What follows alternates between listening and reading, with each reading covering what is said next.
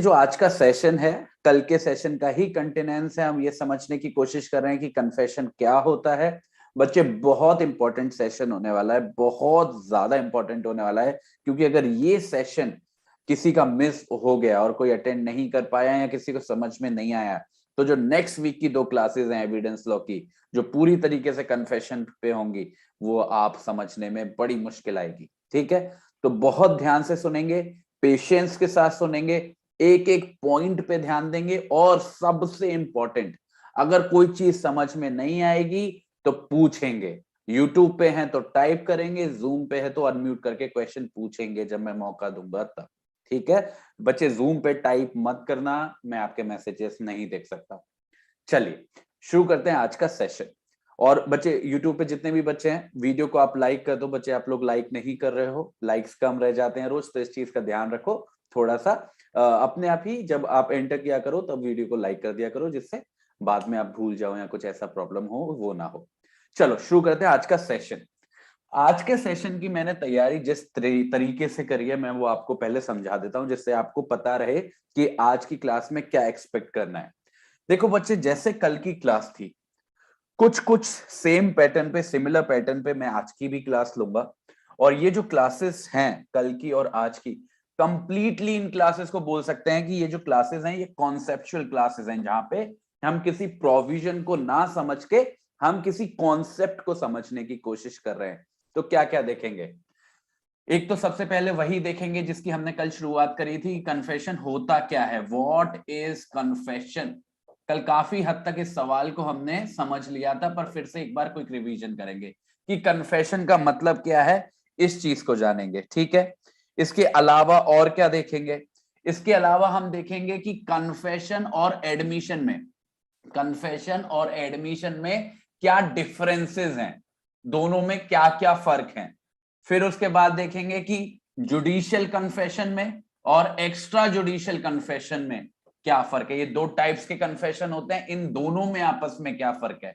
उसके बाद लास्ट में हम लोग समझेंगे सेक्शन 24, जो सेक्शन 24 सबसे पहला सेक्शन है इस कन्फेशन के ऊपर, इसको कवर करेंगे। इसके बाद हम एक जजमेंट देखेंगे जिसमें कन्फेशन के नेचर पे एम्फेसाइज किया है। जजमेंट का नाम है Palvinder Kaur versus state of Punjab, 1952 का जजमेंट है, सुप्रीम कोर्ट का है, बहुत महत्वपूर्ण है। फैक्ट्स भी बहुत इंटरेस्टिंग, आपको सुनने में मजा आएगा, समझने में और ज्यादा मजा आएगा। लास्ट सेगमेंट में हम क्वेश्चन आंसर्स देखेंगे, क्वेश्चन कोशिश करेंगे कि जो चीजें हमने सीखी यहाँ पे समझी, उसको आप लोग अप्लाई कर पा रहे हो या नहीं। अगर सब कुछ ठीक है, आप लोग बिल्कुल तैयार हो, नोट्स कॉपी पेन सब कुछ रेडी है, तो एक बार यस बोल देंगे, वाई टाइप कर देंगे। मैं शुरू करता हूं आज का session. Yes sir. Yes sir. ठीक है, और जितना इंटरेक्टिव सेशन को बना सकते हो बिल्कुल बनाना, और सबसे इंपॉर्टेंट है क्वेश्चंस पूछना। अगर नहीं समझ में आ रहा है, मुझको आगे बढ़ने नहीं देना है, वरना क्या हो जाएगा, अभी तो आप कॉम्प्रोमाइज कर लोगे पर आगे सफर बहुत करोगे, या फिर उस टाइम पे ऐसे सवाल पूछोगे तब मुझे भी अजीब लगेगा कि मेरे को इतना पीछे जाके आपको कुछ एक्सप्लेन करना पड़ रहा है। इसलिए जरूरी है कि एक एक पॉइंट हम लोग सेम पेज पे चलें, सब लोग एक ही पेज पे हों। ठीक है, आओ शुरू करते हैं। तो ये वाली स्लाइड थी जिसपे हमने कल क्लास खत्म की थी कि कन्फेशन होता क्या है, कन्फेशन का मतलब क्या है, संस्कृति का क्या होता है। ठीक है, तो मैंने आपको बताया था, एक डायग्राम समझा के, कुछ ऐसा डायग्राम बनाया था अगर आपको याद हो, कि ऐसे समझना है हमको, एक सबसे बड़ा स्क्वायर बनाना है, एक उसके अंदर एक छोटा स्क्वायर बनाना है, इसको दिमाग में बिठा लो आप अपने। ठीक है, एक इसके अंदर एक छोटा स्क्वायर बनाना है। ये जो बड़ा स्क्वायर है ये स्टेटमेंट है, ठीक है, ये जो इससे छोटा स्क्वायर है ये एडमिशन है, और ये इससे जो छोटा स्क्वायर है ये कन्फेशन है। ये अगर डायग्राम आपने अपने दिमाग में बिठा लिया तो आप इतना समझ जाओगे कि हर एक कन्फेशन जो होता है वो एक एडमिशन होता है। सबसे पहली बात तो यही समझनी है। और हर एक जो एडमिशन होता है वो स्टेटमेंट होता है। मतलब जो स्टेटमेंट है वो बेसिक चीज है, वो बिल्कुल ग्राउंड पे है, चाहे आप एडमिशन की बात करो चाहे आप कन्फेशन की बात करो। इन दोनों में क्या फर्क है, कब एडमिशन कन्फेशन बन जाता है, कब एक एडमिशन एडमिशन ही रह जाता है। आज इस बात पे ज्यादा एम्फेसाइज होगा कि कन्फेशन और एडमिशन, ये तो समझ लिया कि एडमिशन ही कन्फेशन है, पर इन दोनों में आपस में क्या डिफरेंसेस हैं, आपस में क्या फर्क है। तो एक तो इस डायग्राम को बिल्कुल भूलना नहीं, ठीक है। तो एक सबसे पहले कन्फेशन ही एडमिशन होता है, स्टेटमेंट के बेस पे होता है। वो जो स्टेटमेंट है वो ओरल भी हो सकती है, रिटन भी हो सकती है। और सबसे महत्वपूर्ण, ये बातें किसी सेक्शन में नहीं लिखी हैं, ये बातें मैं बता रहा हूं आपको, इसलिए दिमाग में बिल्कुल ध्यान से, बिल्कुल डिटेल में उतार लो। क्या बच्चे, कोई भी एडमिशन कन्फेशन तब बनता है जब उस एडमिशन के अंदर एडमिट किया गया। ऑब्वियसली एडमिशन में कोई ना कोई चीज तो एडमिट की जाती है, पर वो कन्फेशन तब बनेगी जब जो चीज एडमिट की गई है वो खुद एक ऑफेंस है, मतलब अपना गुनाह ही कबूल कर लेना। अगर आम भाषा में बोले, साधारण भाषा में बोले, जब कोई व्यक्ति अपना गुनाह ही कबूल कर लेता है तब वो एडमिशन कन्फेशन बन जाता है। जब क्या करते हैं, एडमिट कर लेते हैं, क्या, अपने अपराध को, अपने ऑफेंस को, या फिर अपने ऑफेंस को डायरेक्टली तो एडमिट नहीं कर रहे, पर ऐसे तथ्यों को, ऐसे फैक्ट्स को एडमिट कर लिया है जिससे वो ऑफेंस कॉन्स्टिट्यूट होता है, जिससे वो अपराध सीधे तौर पे साबित होता है। मैं ये नहीं कह रहा कि मैंने उसका मर्डर किया है, पर मैं ये कह रहा हूं कि मैंने चाकू खरीदा, उसके पेट के अंदर डाला। मैं ये नहीं कह रहा कि मैंने उसकी हत्या की है। तो मैं सारी बातें वो कह रहा हूं जो दिखा रही हैं कि मैंने हत्या की है, पर मैं डायरेक्टली नहीं बोल रहा, इनडायरेक्टली बोल रहा हूं। तो या तो आप सीधे सीधे अपना गुनाह कबूल कर लो, या ऐसी बातें कबूल कर लो जो सीधे तौर पे दिखाती हो कि आप ही ने वो क्राइम किया है, आप ही ने वो अपराध किया है। इन दोनों ही स्थिति में जो वो एडमिशन है वो कन्फेशन बन जाता है। यही पहचान है बच्चे कन्फेशन की, यही है। ये जो हमारा ये छोटा सा स्क्वायर है ना, ये वही है जिसमें ऐसी चीज का एडमिशन है। एडमिशन किसके थ्रू है, स्टेटमेंट के थ्रू है।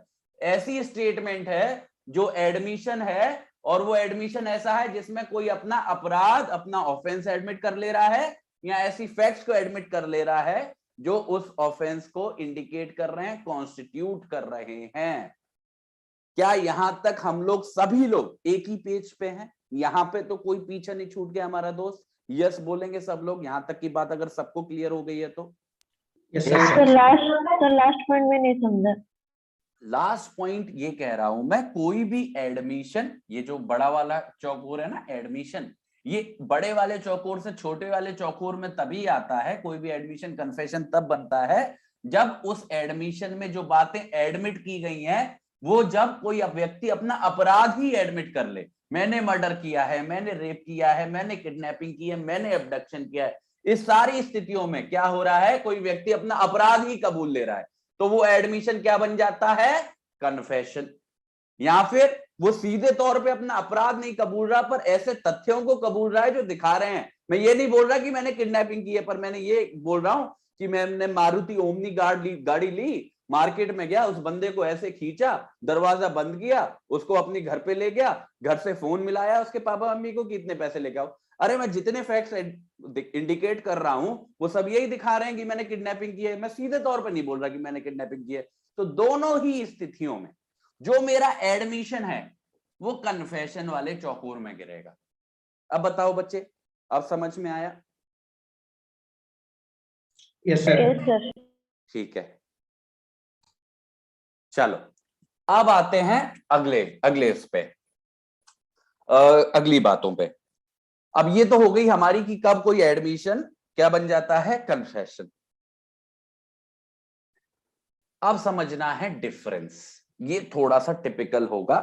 देखो, आंसर लिखने के लिए बहुत अच्छा है, याद करने के लिए, रटने के लिए, इस टेबल को दिमाग में छापने के लिए बहुत आसान है, पर समझने के लिए बहुत कठिन है, बहुत टिपिकल है। एक एक फर्क को समझें, उस एक एक फर्क को एनालाइज करें, और अगर नहीं समझ में आए तो पूछें। ठीक है, चलिए शुरू करते हैं। सर एडमिशन कब एडमिशन होगा, कन्फेशन नहीं होगा? किसने पूछा ये सवाल? सर मैंने। हाँ बच्चे देखो, एडमिशन की क्लासेस हमने जब पढ़ाई थी, मैंने आपको बताया था एडमिशन होने के लिए ये रिक्वायरमेंट है, ध्यान से सुन लो बच्चे। एडमिशन, कोई भी स्टेटमेंट जो है वो एडमिशन तब मानी जाती है जब कोई व्यक्ति किसी फैक्ट इन इशू के बारे में, मतलब फैक्ट इन इशू क्या है, जिस बारे में केस चल रहा है, उसके बारे में कोई भी स्टेटमेंट देता है। वो जो स्टेटमेंट है वो मौखिक भी हो सकती है, राइटिंग में भी हो सकती है। ये जो स्टेटमेंट है वो सीधे तौर पे जुड़ी हुई है किससे, फैक्ट इन इशू से, कि जिसके बारे में केस चल रहा है। जैसे मर्डर हुआ नहीं हुआ, रेप हुआ नहीं हुआ, किडनैपिंग हुई या नहीं हुई, जिस भी बारे में केस चल रहा है उससे सीधी तौर पे जुड़ी हुई जब कोई व्यक्ति स्टेटमेंट देता है, और इस स्टेटमेंट का नेचर ऐसा है कि ये जो स्टेटमेंट है उस व्यक्ति के खिलाफ ही जाएगी, उसके फेवर में नहीं जाएगी, उसके खिलाफ ही जाएगी, तब हम बोलते हैं कि किसी व्यक्ति ने एडमिशन किया है। और एडमिशन कन्फेशन कब बन जाती है, जब ये जो स्टेटमेंट दी गई है फैक्ट इन इशू से जुड़ी हुई है, उसके खिलाफ भी है, पर इसमें इतने हद तक वो अपने खिलाफ चला गया कि उसने अपना अपराध ही मान लिया, तो क्या हो गया, वो कन्फेशन बन गई। ठीक है बच्चे, अब ठीक है? Yes sir. हाँ, एक बार एडमिशन वाली क्लास के नोट्स को एक बार रिवाइज कर लेना, आपको क्लियर हो जाएगा। चलो बढ़ते हैं आगे, बढ़ते हैं डिफरेंस पे। बहुत ध्यान देना बच्चे, ठीक है? हम समझ रहे हैं डिफरेंस किसमें, एडमिशन में जिसमें हम ऑलरेडी 4 क्लास ले चुके हैं, और कन्फेशन में जिसमें आज दूसरी क्लास है। ठीक है, स्वीकृति और संस्वीकृति में फर्क समझ रहे हैं, ध्यान से देखना।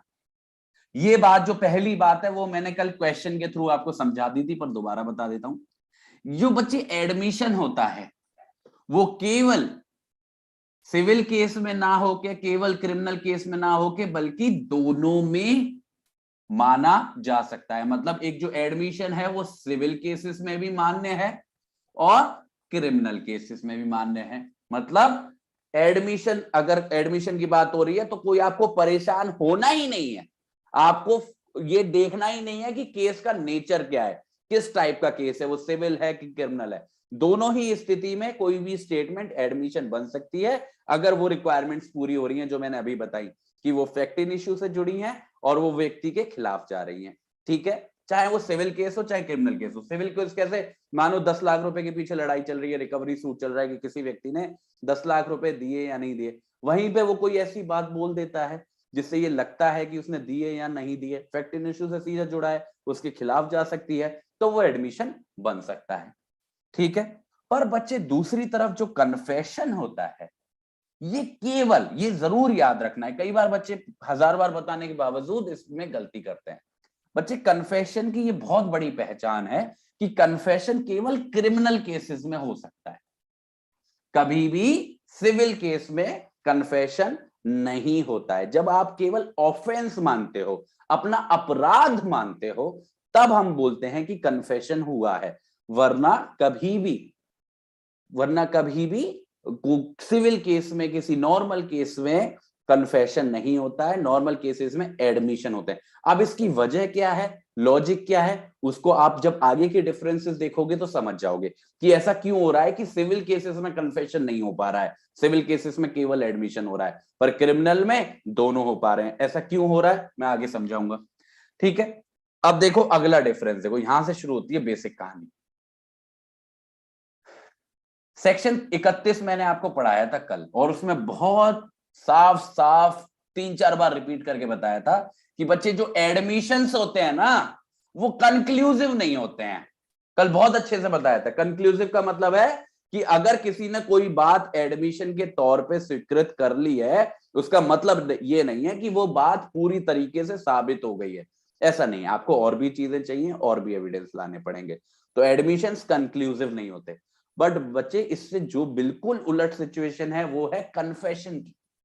कन्फेशन की क्या सिचुएशन है, कन्फेशन कंक्लूसिव प्रूफ होते हैं। अब आप देखोगे, अब आप समझोगे कि कन्फेशन कितनी खतरनाक चीज है। अगर आपने किसी चीज का कन्फेशन कर लिया, मतलब आपने अगर अपने अपराध का कन्फेशन कर लिया है, तो बच्चे वो कन्फेशन अपने आप में इतना सक्षम है कि आपको सजा दिलवा सकता है। आपके कन्फेशन के अलावा किसी और चीज का होना बिल्कुल भी जरूरी नहीं है। सोचो, आप ध्यान से सोचो।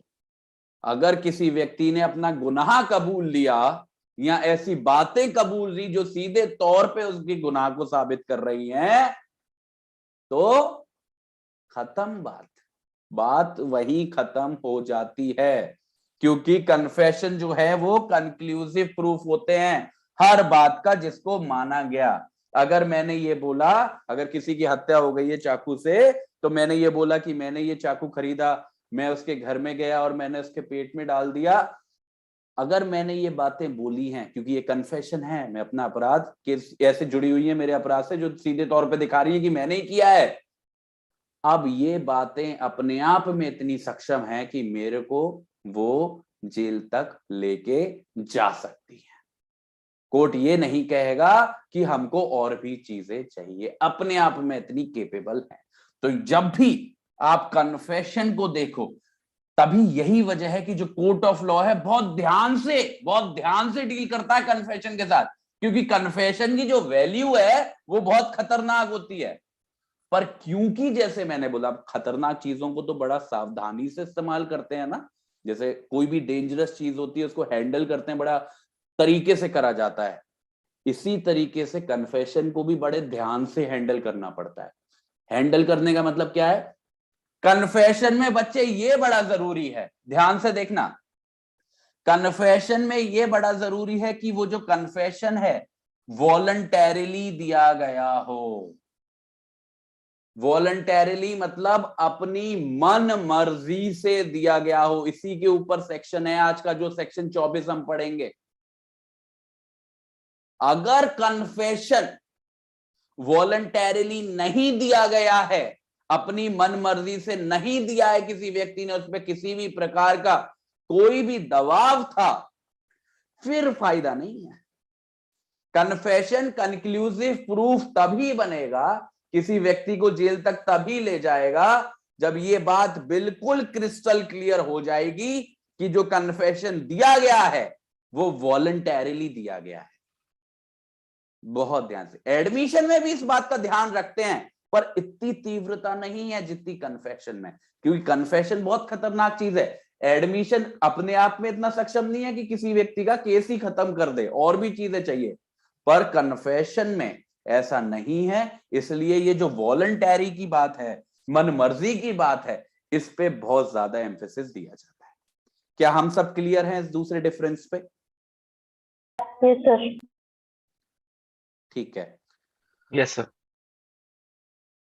चलो अभी मैं जो पढ़ा रहा हूं उस पे ध्यान देंगे, सब्सटेंटिव एविडेंस है या नहीं, ये भी सब चीजें देखेंगे बच्चे। चलो आगे बढ़ते हैं, ध्यान से देखें। अब देखो तीसरा डिफरेंस क्या है बच्चे। जो एडमिशन होते हैं, ये किसी व्यक्ति के, जिस व्यक्ति ने एडमिट किया, जिस व्यक्ति ने स्टेटमेंट दी, जो एडमिशन बन पा रही है, ये ज्यादातर तो आमतौर पे तो यही रूल है कि उस व्यक्ति के खिलाफ ही इस्तेमाल होते हैं। आप सबको पता है, मैंने सेक्शन 17 में ये आपको पढ़ाया, 18 में ये पढ़ाया, 19 में ये पढ़ाया, 20 में ये पढ़ाया, 22 में ये पढ़ाया कि एडमिशन जो है आमतौर पे उस व्यक्ति के खिलाफ ही जाने चाहिए जो व्यक्ति उन एडमिशंस को दे रहा है। पर एक सेक्शन 21 ऐसा सेक्शन है हमारे इंडियन एविडेंस एक्ट का, जो ऐसी स्थितियां भी बताता है कि उन स्थितियों में अगर चाहे तो कोर्ट किसी एडमिशन को उस व्यक्ति के सपोर्ट में भी इस्तेमाल कर सकता है। अब मैं उस पर वापस नहीं जाऊंगा, वो क्या क्या स्थितियां हैं, पूरी एक क्लास डिवोट करी थी उस चीज को, नोट्स को क्रॉस चेक करो, क्या क्या सर्कमस्टांसेस थी जब कोई एडमिशन किसी व्यक्ति के फेवर में भी इस्तेमाल हो सकता था। कोई भी बच्चा है जो मेरी मदद कर सकता है, एक एग्जांपल दे सकता है, कौन सी स्थिति ऐसी है? जी सर, हमने जो सिप वाला एग्जांपल पढ़ा था, हाँ सिप के, तो उस केस में जब ये कंडीशन होती है कि डाइंग डिक्लेरेशन वाला पॉइंट था, वो वाला बिल्कुल पॉइंट को हम यहाँ पे कंसिडर कर सकते हैं। बिल्कुल परफेक्ट। अगर कोई स्टेटमेंट सेक्शन 32 के अंदर एडमिसेबल हो सकती है, अगर उस व्यक्ति की डेथ हो जाए, तो ऐसी स्थिति में भले ही वो एडमिशन है पर वो उस व्यक्ति के फेवर में भी इस्तेमाल हो सकता है, उस व्यक्ति के सपोर्ट में भी इस्तेमाल हो सकता है।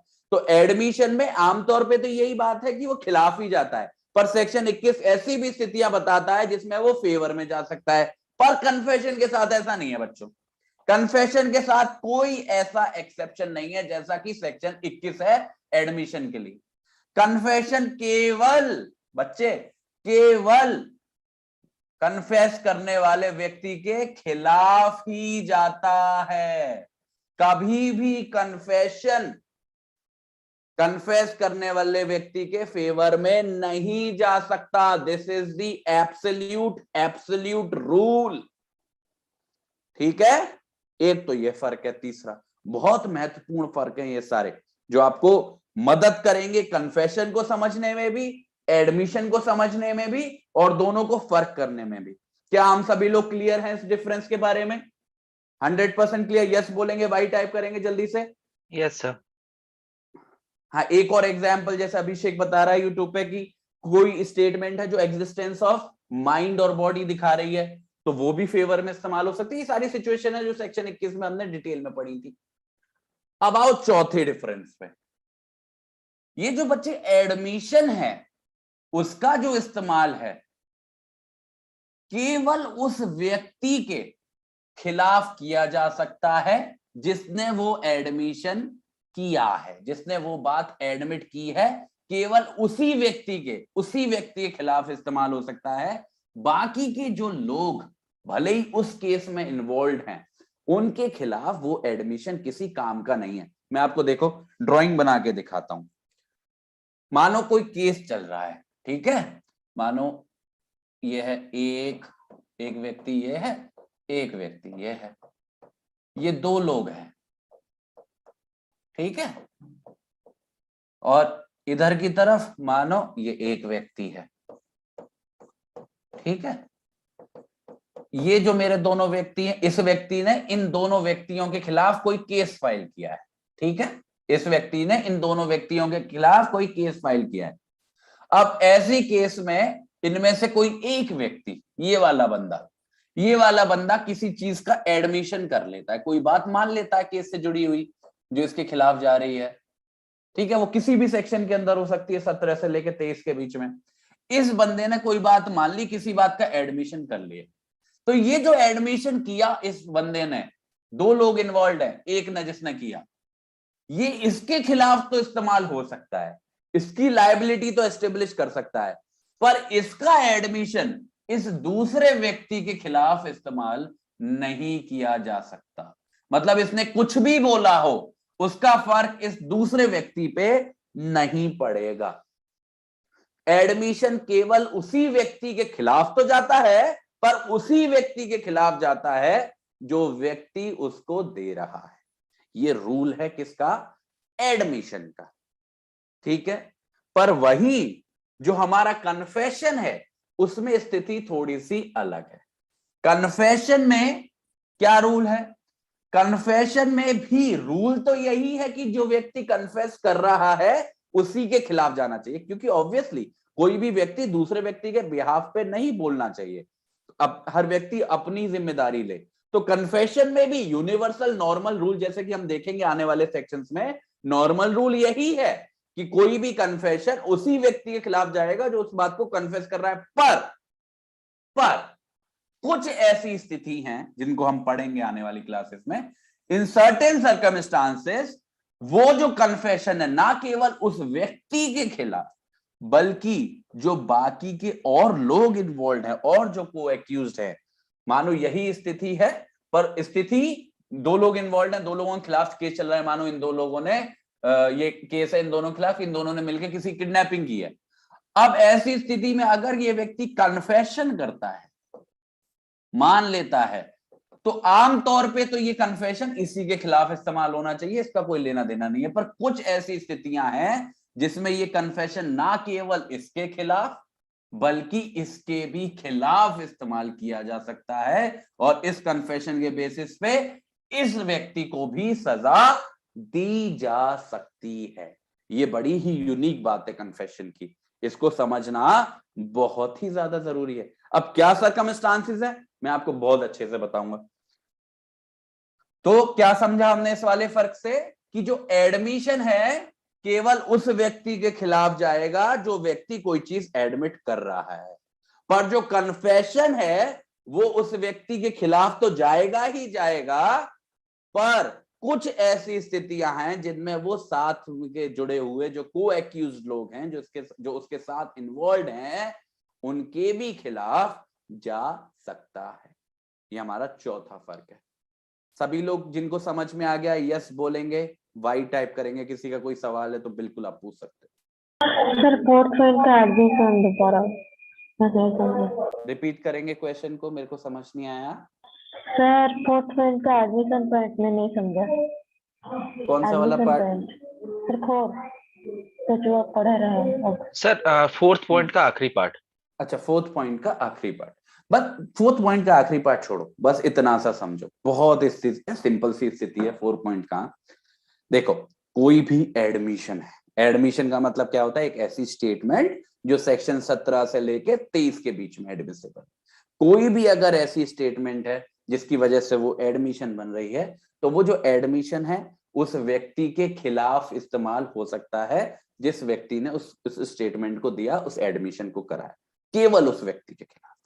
पर अगर कोई चीज कन्फेशन है, जिनको हम पढ़ेंगे सेक्शन 24 से लेके आने वाले सेक्शन तक, अगर कोई स्टेटमेंट है वो एडमिशन ना होके कन्फेशन की भी डेफिनेशन में गिर रही है, तो वो कन्फेशन ना केवल उस व्यक्ति के खिलाफ जिसने वो कन्फेशन दिया है, बल्कि कुछ स्थितियों में उस व्यक्ति के से जुड़े हुए जो को एक्यूज्ड लोग हैं उनके खिलाफ भी इस्तेमाल हो सकता है। मानिए कोई केस है जिसमें 2 लोगों पे ये एलिगेशन है कि उन्होंने मर्डर किया है, किडनैपिंग की है या रेप किया है। ऐसी स्थिति में अगर उनमें से कोई एक बंदा कन्फेशन करता है, तो कुछ ऐसी स्थितियां हैं कि ये एक व्यक्ति के द्वारा किया हुआ कन्फेशन दूसरे व्यक्ति के खिलाफ भी इस्तेमाल हो सके। पर कुछ लिमिटेड परिस्थितियां हैं, हर बार ऐसा नहीं होगा। अब बताइए, क्लियर है? Yes sir. चलो, किसी को कोई सवाल? और किसी का कोई सवाल है बच्चे? No sir. ठीक है, ये हमारा फोर्थ डिफरेंस है। चलो बढ़ते हैं आगे। अब देखो फिफ्थ डिफरेंस। अगर कोई डिफरेंस अगर किसी का अनक्लियर रहेगा, कोई परेशानी नहीं है, मैं दोबारा रिवाइज कराऊंगा। मेरी आदत है, मैं किसी चीज को खत्म ही नहीं करता बिना रिवाइज करे। देखो अब 5वां डिफरेंस देखो, आखिरी डिफरेंस देखो। ये जो एडमिशन है, सबको पता है वो एक स्टेटमेंट होती है। और कैसी स्टेटमेंट होती है? जो इन्फर करती है, मतलब सजेस्ट करती है, किसी और इशारा करती है। ठीक है, किस ओर इशारा करती है? किसी व्यक्ति की लायबिलिटी की तरफ। ठीक है, मतलब कहने का मतलब यह है, एडमिशन क्या होता है? एक एडमिशन ऐसी चीज होती है जिसमें कोई व्यक्ति कोई स्टेटमेंट देता है, और वो स्टेटमेंट ऐसी स्टेटमेंट है जो सीधे तौर पे फैक्ट इन इश्यू से जुड़ी हुई है। और वो क्योंकि वो स्टेटमेंट ऐसी होती है जो उस व्यक्ति के खिलाफ जाती है, तो हम सभी लोग इस बात को समझ सकते हैं कि वो कुछ ऐसी तरीके की होगी कि उस व्यक्ति को उस केस में नुकसान करेगी, उसकी लायबिलिटी को प्रूव करेगी। जैसे कि अगर मैं एग्जांपल दूं कि अगर मेरे खिलाफ ये केस चल रहा है कि मैंने किसी के व्यक्ति के 10 लाख रुपए खा लिए, मुझे 10 लाख रुपए वापस करने थे, मैंने नहीं करे। ऐसी स्थिति में अगर मैं एडमिशन देता हूं कि मैंने हाँ इस व्यक्ति से 10 लाख रुपए रिसीव करे थे, तो ये क्या है? मेरी स्टेटमेंट है, फैक्ट इन इश्यू से जुड़ी हुई है, मेरे खिलाफ जा रही है, मेरी लायबिलिटी को इंडिकेट कर रही है। तो यही तो होता है एडमिशन, यही। पर जो कन्फेशन होता है, कन्फेशन में क्या हो जाता है? कन्फेशन में यही जो बात, यही जो स्टेटमेंट मैंने बोली, उसकी तीव्रता, उसकी इंटेंसिटी इतनी हाई होती है कि जिसमें मैं सीधे के सीधे कोई ऐसी बात बोल देता हूं। ये बात नहीं बोलता कि हाँ मैंने 10 लाख रुपए लिए थे, पर क्योंकि मैं सिविल का एग्जाम्पल ले रहा हूं जो सही एग्जाम्पल नहीं होगा कन्फेशन के लिए, पर मैं कोई ऐसी बात बोल देता हूं जिसमें सीधे तौर पे पूरे डिस्कशन को ही खत्म कर देता हूं। वही वाली बात जो मैंने बताई थी कि कन्फेशन की क्या पहचान होती है। कन्फेशन क्या होता है? एक कन्फेशन ऐसा एडमिशन होता है जिसमें कोई अपना गिल्ट ही एक्सेप्ट कर लेता है, अपना अपराध ही एक्सेप्ट कर लेता है। तो ऐसे समझिए, अगर ग्राफ के थ्रू समझेंगे तो ऐसे समझिए, मानिए ये कोई एक लाइन है, यहां से शुरू हो रही है और यहां पे अंत है। ठीक है, जो एडमिशन है वो यहां पे कहीं है। एडमिशन में भी वही सारी खूबियां हैं जो एक कन्फेशन में है। एडमिशन में भी कोई व्यक्ति स्टेटमेंट दे रहा है, वो स्टेटमेंट जो है उसके अगेंस्ट जा रही है, उसके खिलाफ जा रही है, और कन्फेशन कुछ यहां पे है। कन्फेशन में भी स्थिति वही है बच्चे, कोई व्यक्ति स्टेटमेंट दे रहा है और वो स्टेटमेंट क्या है? उसके अगेंस्ट जा रही है। यहां तक देखें तो दोनों में सिमिलैरिटी है, बस फर्क किस बात का है, इंटेंसिटी का। ये जो स्टेटमेंट है जो खिलाफ गई है वो खतरनाक तो है पर इतनी खतरनाक नहीं है कि केस को खत्म कर दे, मतलब और भी चीजों की जरूरत पड़ेगी। पर ये वाली जो स्टेटमेंट है जो कन्फेशन में आई है ये इतनी खतरनाक है कि वो केस को खत्म ही कर सकती है। तो यहां पे ये जो मेन फर्क है एक्चुअल में बच्चे वो कॉन्सेप्ट का नहीं है, ये सबसे इंपॉर्टेंट पॉइंट है और सबसे कठिन है समझ। कन्फेशन में और एडमिशन में जो मेन डिफरेंस है वो कंसेप्चुअल नहीं है, दोनों एक ही चीजें हैं। मैंने आपको डायग्राम बनाया था कि एडमिशन के बड़े चौकोर के अंदर ही कन्फेशन का चौकोर बनाया था, मतलब दोनों हैं एक ही चीज, एक ही चीज है असल में देखा जाए। तो मेन जो फर्क है वो इंटेंसिटी का ही है। इंटेंसिटी का मतलब तीव्रता का मतलब इतनी खतरनाक होती है कन्फेशन की स्टेटमेंट कि वो खत्म ही कर देती है बात को, कि सीधा सीधा आदमी कुछ ऐसा बोल देता है, कोई ऐसी स्वीकृति कर लेता है जिसके बारे में ही पूरा झगड़ा था।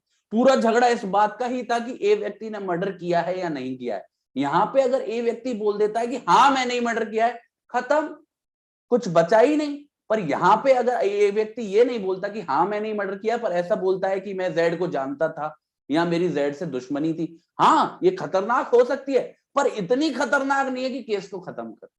तो मेन जो डिफरेंस है वो बच्ची इंटेंसिटी का ही रहता है।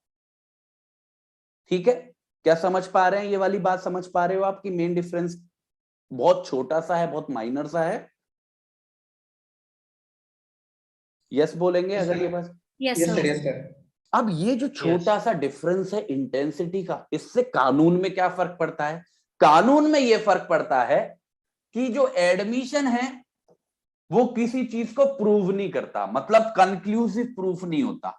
मतलब अगर किसी व्यक्ति ने कोई स्टेटमेंट दे दी जो उसके खिलाफ है, उसका मतलब ये नहीं है कि वो प्रूव हो गई और केस खत्म हो जाएगा। पर वहीं अगर कोई कन्फेशन है तो वो कंक्लूसिव प्रूफ हो जाता है, क्योंकि इंटेंसिटी बहुत ज्यादा है। इस वजह से कानून में बदलाव है। जो एडमिशन है वो केवल एस्टॉपल बन के रह जाता है, मतलब वो केवल उस व्यक्ति को रोक सकता है कि उस चीज से पलटे नहीं। मैंने आपको बताया था कि एस्टॉपल क्या होता है, सेक्शन 115। पर ये जो कन्फेशन है उसमें कोई एस्टॉपल जैसी बात नहीं, किसी को रोकना है ही नहीं, केस खत्म भाई, जीरो जीरो। ठीक है, तो ये सबसे महत्वपूर्ण डिफरेंस है। और जब भी आप आंसर लिखें अपने एग्जाम में, चाहे कोई भी लेवल हो एग्जाम का, बच्चे ये डायग्राम जरूर बनाएं और आखिरी में टीचर को ये समझाने की कोशिश करें कि हाँ हमने हजारों डिफरेंस समझे, अभी समझे हैं 4 पॉइंट, पर असल में जो सच्चाई है वो बस ये है, इतनी सी सच्चाई। क्लियर है, यस बोलेंगे सभी लोग अगर सब लोग पकड़ पा रहे हैं वो चीज जो मैं समझाने की कोशिश कर रहा हूं। Yes sir. Yes sir. किसी का कोई डाउट नहीं होना चाहिए, वाई टाइप करते रहेंगे। हाँ अमन, बिल्कुल यही तो खासियत है कन्फेशन की, कि कन्फेशन कंक्लूसिव प्रूफ होने में सक्षम है, वो किसी व्यक्ति को बहुत भारी पड़ सकता है। हाँ जी सर, वहाँ आपने लिखा है कन्फेशन, सर वो खोलिएगा जो स्लाइड था वो वाला। अच्छा दोबारा आ जाएंगे, मुझे दोबारा रोक देना, मैं एक बार रिवाइज करा रहा हूं। ठीक है, ठीक है। हम समझ रहे हैं कि कन्फेशन और एडमिशन में क्या क्या फर्क है, नोट करते चलेंगे, क्रॉस अपने दिमाग को भी चेक करते चलेंगे और अपने नोट्स को भी क्रॉस चेक करते चलेंगे, ध्यान से देखेंगे, आगे बढ़ेंगे फिर इस बात से। जो एडमिशन है बच्चे वो सिविल और क्रिमिनल दोनों केसेस में हो सकता है, जो कन्फेशन है वो केवल क्रिमिनल केस में होता है। सबसे पहला और सबसे साधारण सा डिफरेंस। दूसरा, जो हमारा एडमिशन है सबको पता है कि वो कंक्लूसिव नहीं होता है, कल इस पे अच्छे से समझा है। पर जो कन्फेशन है बच्चे वो कंक्लूसिव प्रूफ हो सकता है, पर उसके लिए ये जरूरी है कि वो वॉलंटरीली दिया हो, अपनी इच्छा अनुसार दिया हो, मन मर्जी से दिया हो। ये दूसरा फर्क है। जो तीसरा फर्क है वो ये है कि जो एडमिशन है वो उस व्यक्ति के खिलाफ ही इस्तेमाल हो सकता है जिसने उसको दिया है, पर जो कन्फेशन है आमतौर पे तो उसी व्यक्ति के खिलाफ होता है। पर एक second, admission can be use against और behalf of the person making them. हाँ, जो एडमिशन है वो उस व्यक्ति के खिलाफ भी इस्तेमाल हो सकता है, पर कुछ ऐसी सिचुएशन है जो सेक्शन 21 में लिखी हुई है जिसमें उस व्यक्ति के फेवर में भी इस्तेमाल हो सकता है। पर कन्फेशन किसी भी व्यक्ति के हमेशा हमेशा खिलाफ ही इस्तेमाल होता है। ये तीसरा फर्क है, ये वाला है वो चौथा फर्क। चौथे फर्क में क्या है, जो एडमिशन है केवल जो व्यक्ति उसको दे रहा है केवल उसी व्यक्ति के खिलाफ जाएगा, किसी और व्यक्ति के खिलाफ नहीं जाएगा। पर कन्फेशन जो है वो कुछ स्थितियों में दूसरे वाले व्यक्ति के भी खिलाफ जा सकता है। ठीक है। और आखिरी में जो जैसे मैंने बताया द क्वेश्चन ऑफ इंटेंसिटी कि बेसिक जो डिफरेंस है कि एडमिशन में इन्फ्रेंस सा रह जाता है और जो कन्फेशन है वो एक तरीके की डायरेक्ट एडमिशन हो जाता है, सीधी सीधी स्वीकृति हो जाती है कि मैंने ही मर्डर किया है, मैंने ही रेप किया है, मैंने ही किडनैपिंग की है। जहां एडमिशन केवल इशारा कर रहा है, कन्फेशन सीधा सीधा बोल रहा है कि मैंने किया। ये फर्क है, इंटेंसिटी का फर्क है। अब बच्चे बताओ आप कौन सा स्लाइड बोल रहे थे? सर कन्फेशन में आपने सूट लिखा हुआ है। हाँ अच्छा गलत लिख दिया। अच्छा सर गलत लिख दिया, कंफ्यूज हो गया था मैं वही देख के। कोई बात। अब बताओ पांचों डिफरेंस सबको क्लियर है? किसी का किसी भी डिफरेंस में कोई भी डाउट है? No sir.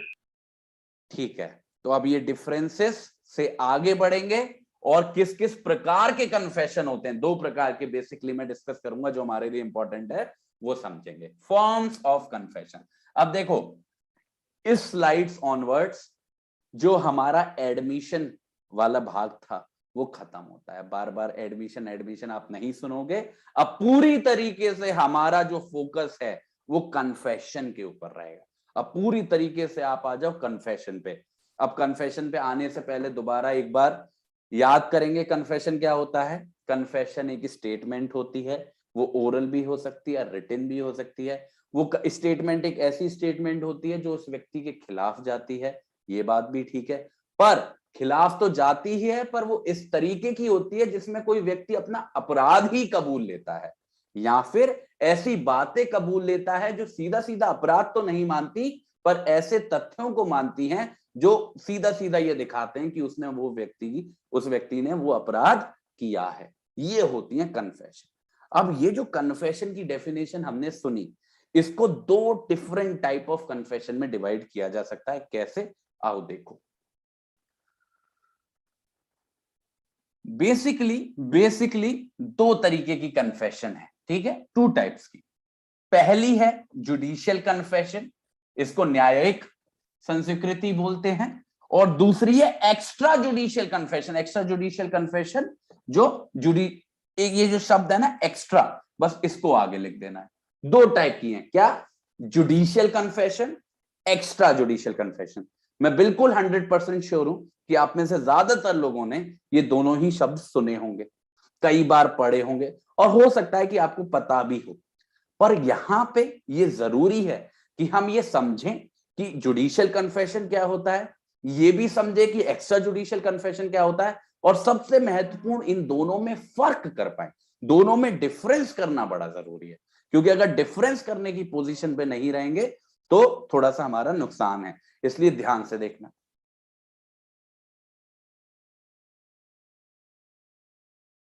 देखते हैं डिफरेंस दोनों में क्या है। ठीक है बच्चे, जो जुडिशियल कन्फेशन होता है, थोड़ा दिमाग को शांत कर दो। थोड़ा सा अभी तक स्पीड में भाग रहे थे ना, अब थोड़ा सा धीरे धीरे पढ़ेंगे, धीरे धीरे समझेंगे, सिंक इन होने दो। जुडिशियल कन्फेशन जो है बच्चे, उसको जुडिशियल क्यों बोलते हैं? क्योंकि ये एक जुडिशियल मजिस्ट्रेट को दिया जाता है। ठीक है, अब आप समझ पाओगे कि ये जुडिशियल क्यों बोल रहे हैं। जुडिशियल कन्फेशन एक ऐसा कन्फेशन है जो एक जुडिशियल मजिस्ट्रेट के सामने दिया जाता है सेक्शन 164 के तहत, या फिर अदर स्थितियों में कोर्ट के सामने दिया जाता है। ठीक है, कोई भी कन्फेशन जुडिशियल कन्फेशन कब बनता है? या तो वो 164 सेक्शन 164 के अंदर किसके सामने दिया गया हो, जुडिशियल मजिस्ट्रेट के सामने दिया हो, या फिर किसी और स्थिति में कोर्ट के सामने दिया हो। दोनों ही स्थितियों में आप देखो सीधा सीधा किसका इन्वॉल्वमेंट है? कोर्ट सिस्टम का इन्वॉल्वमेंट है। और ये जो कन्फेशन आ रहा है ये कोर्ट के सामने आ रहा है, जिसकी वजह से हम कह पाते हैं कि ये जो कन्फेशन है ये एक जुडिशियल कन्फेशन है। और ये जो सेक्शन 164 है, ये सेक्शन 164 इंडियन एविडेंस एक्ट का नहीं है, सीआरपीसी का है। हम सीआरपीसी वाली क्लासेस में पढ़ेंगे कि मजिस्ट्रेट के पास पावर है कन्फेशन को रिकॉर्ड करने की। इनफैक्ट पावर क्या, उसकी जिम्मेदारी है। जब भी मजिस्ट्रेट कन्फेशन रिकॉर्ड करता है उसको बोलते हैं जुडिशियल कन्फेशन, या फिर कोर्ट के सामने प्रोसीडिंग के दौरान, कार्रवाई के दौरान जो भी कन्फेशन दिया जाता है उसको जुडिशियल कन्फेशन बोलते हैं। ये बिल्कुल बेसिक अंडरस्टैंडिंग है, बिल्कुल बिल्कुल ग्राउंड लेवल की अंडरस्टैंडिंग है किसकी, जुडिशियल कन्फेशन की। अब देखो सर, हाँ जी, व्हाट इज कमिटल, ऊपर कुछ लिखा हुआ था। कमिटल प्रोसीडिंग्स मतलब ये प्रोसीडिंग, देखो कोई भी कार्रवाई होती है ना, कोई भी जो पूरा जुडिशियल प्रोसेस शुरू होता है उसमें कई अलग अलग स्टेजेस होती हैं। जब हम सीआरपीसी क्लासेस पढ़ेंगे, जब हम उन सेक्शंस पे आएंगे, इनफैक्ट जब मैं कहूंगा 154 से आगे बढ़ेंगे तो अलग अलग स्टेजेस होती हैं। चार्ज फ्रेमिंग होगी, कमिटल प्रोसीडिंग्स होगी, वो सारी स्टेजेस में। पर आपको अभी के लेवल पे बस इतना सा समझो, बहुत आसान सा, बहुत आसान सी, और अपने नोट्स में बस इतनी सी बात लिखो कि कोई भी कन्फेशन, जुडिशियल कन्फेशन तब बनती है जब सामने कोर्ट होता है। ठीक है, जो भी कोर्ट के सामने, कोर्ट की निगरानी में कन्फेशन दी जाती है वो एक जुडिशियल कन्फेशन कहलाती है। बस अभी इतना सा ही समझना है। इतनी बात आप सब लोग समझ पा रहे हैं? यस बोलेंगे? Yes sir. हाँ, अभी बिल्कुल बेसिक से धीरे धीरे सीढ़ी चढ़ाते हुए आपको एक्सपर्ट बना दूंगा। अभी पहले बेस स्ट्रॉन्ग करेंगे, ठीक है? आओ आगे आओ। अब देखो एक्स्ट्रा जुडिशियल कन्फेशन को देखो। एक्स्ट्रा जुडिशियल कन्फेशन कौन सी होती है? ये वो कन्फेशन होती है जो किसी भी व्यक्ति को, देखो यही फर्क आ जाता है, किसी भी व्यक्ति को दी गई है जो कि कानून के द्वारा ऑथराइज्ड नहीं है कन्फेशन लेने के लिए। किसी भी व्यक्ति मतलब कोई भी, मुझको, आपको, किसी भी आम व्यक्ति को जो भी कन्फेशन दी गई है, पहली स्थिति में क्या था जुडिशियल कन्फेशन में, कोर्ट की निगरानी में कोर्ट के सामने दी जा रही थी, मजिस्ट्रेट साहब को दी जा रही थी, जज साहब को दी जा रही थी।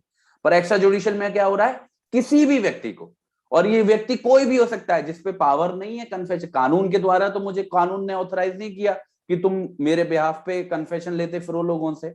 मैं ना ही पुलिस वाला हूं, ना ही जज हूं, ना ही आर्मी में हूं, कुछ नहीं हूं, मैं तो एक आम आदमी, मेरे पे तो कोई ऐसी एक्स्ट्रा पावर नहीं है। तो जब किसी एक आम आदमी को, किसी भी व्यक्ति को कन्फेशन दी जाती है, उस कन्फेशन को क्या बोलते हैं, एक्स्ट्रा जुडिशियल कन्फेशन। और ये जो एक्स्ट्रा जुडिशियल कन्फेशन है, यहां पे देखना, जब मैं बोलता हूं, जो मेन डिफरेंस है यहां पे देख लो, यहां पे समझ लो, जो मेन डिफरेंस है कन्फेशन का, जुडिशियल और एक्स्ट्रा जुडिशियल का, वो है कोर्ट के बीच में और आम आदमी के बीच में। ध्यान से देखना, हमको समझना है कि दोनों कैटेगरी में कौन से लोग गिर रहे हैं। बिल्कुल ये ड्राइंग को याद रखेंगे ना, ये सारे शब्द भूल जाओ, कोई फर्क नहीं पड़ता, इस ड्राइंग के याद रखो। जो भी कन्फेशन यहां हो रही है, हमारे जुडिशियल सिस्टम को इन्वॉल्व कर रही है, हमारे जज को इन्वॉल्व कर रही है, हमारे मजिस्ट्रेट को इन्वॉल्व कर रही है, ये सारी बच्चे जुडिशियल कन्फेशन। इनके अलावा कहीं पे भी कोई भी कन्फेशन हो रही है किसी भी व्यक्ति के सामने, किसी भी व्यक्ति के पास, इसके अलावा, मजिस्ट्रेट साहब के अलावा, कोर्ट साहब के अलावा, कहीं पे भी हो रही है, ये extra judicial confession. Court system से बाहर कोई भी किसी भी तरीके की स्टेटमेंट जो कन्फेशन होने की सारी रिक्वायरमेंट्स पूरी करती है, वो एक एक्स्ट्रा जुडिशियल कन्फेशन कहलाती है। क्या इतनी बात आप समझ पा रहे हैं? Sir extra judicial confession conclusive proof है?